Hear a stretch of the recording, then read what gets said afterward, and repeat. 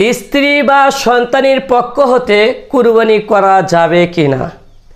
স্ত্রী যদি নিসাব পরিমাণ সম্পদের মালিক হয় তবে তার ওপর কুরবানি ওয়াজিব হবে, সেই স্ত্রীর ওপরে কুরবানি ওয়াজিব হবে।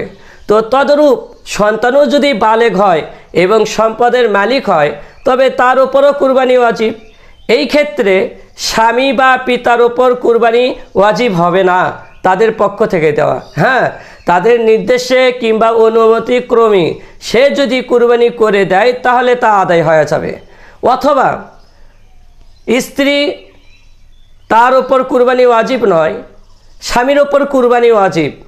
এখন স্বামী তার পক্ষ থেকে কুরবানি না দিয়ে তার স্ত্রীর পক্ষ থেকে অথবা তার মা, যাই নিসাব পরিমাণ মালের মালিক নয়, তার পক্ষ থেকে কুরবানি দিচ্ছে, তাহলে এই স্বামী তার নিজের পক্ষ থেকে কুরবানি কিন্তু আদায় হলো না, তার ওয়াজিব যেটা ছিল এই ওয়াজিব আদায় হলো না।